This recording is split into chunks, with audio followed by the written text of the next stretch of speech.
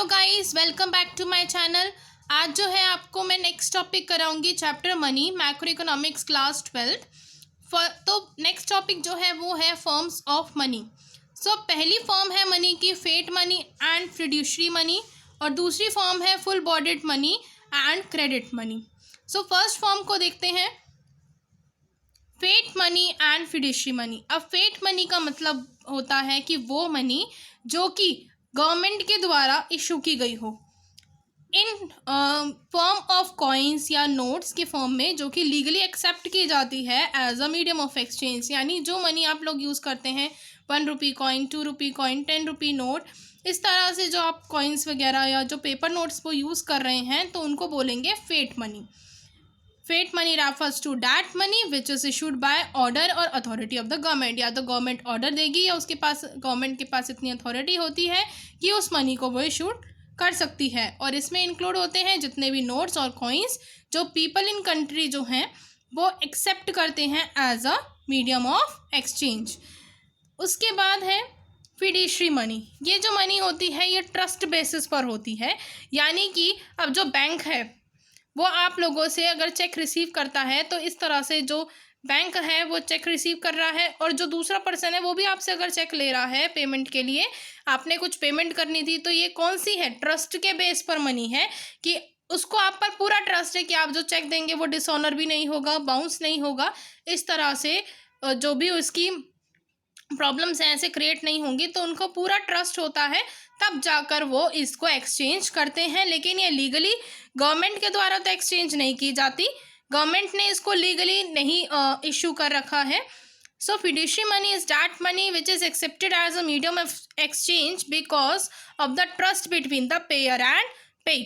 जो इंटरेस्ट है, जो ट्रस्ट है उनके बीच में, पेयर के बीच में और पे के बीच में, उसके बेसिस पर जो मनी यूज़ की जाएगी उसको बोलेंगे fiduciary money.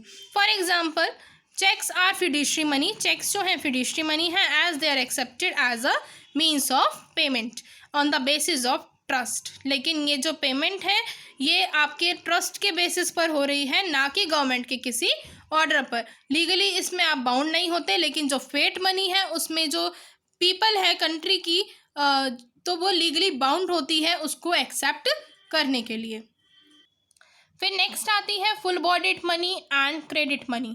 So full bodied money refers to money in terms of coins whose commodity value is equal to the money value as and when they are issued. ये वो money होती है जिनकी जो कॉइन्स की जो वैल्यू होती है, मतलब कि मनी वैल्यू जो है वो कॉमोडिटी वैल्यू के बिल्कुल बराबर होती है। ठीक है, जो मनी वैल्यू है वो कॉमोडिटी वैल्यू के बराबर होगी। अब इसमें एग्जांपल गिवन है कि एक रुपी का कॉइन है, during the British period in India was made of silver.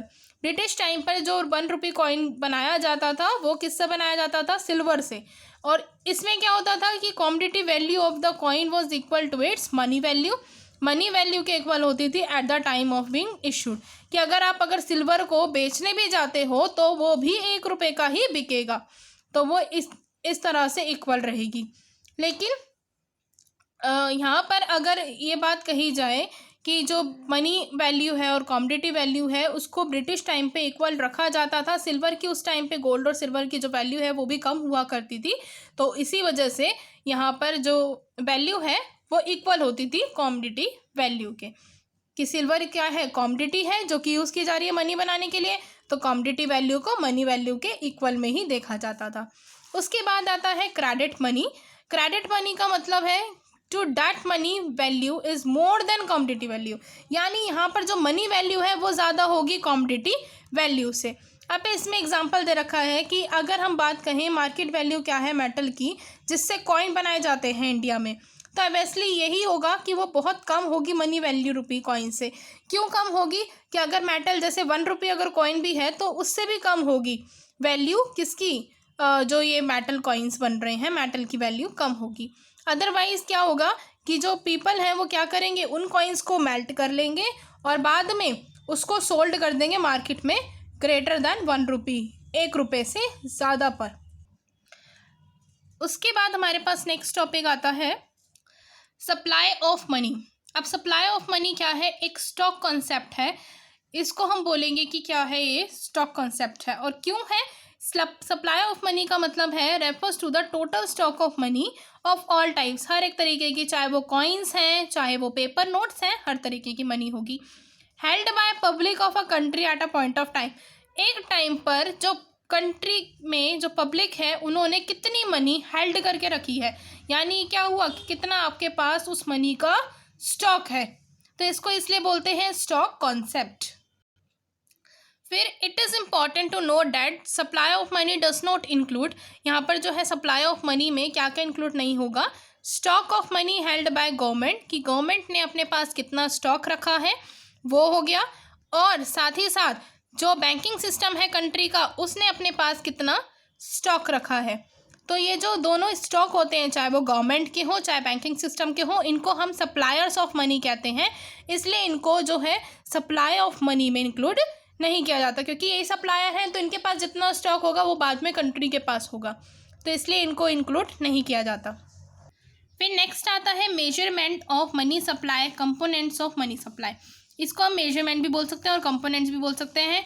India में तो 4 तरीके के ऑल्टरनेटिव हैं मनी सप्लाई को मेज़र करने के लिए, जिनको हम बोलते हैं M1, M2 and M3 and M4, but M1 measurement ही आपके सिलेबस में है, ये 3 मेजरमेंट अभी फ़िलहाल नहीं है। तो M1 मेजरमेंट देखते हैं।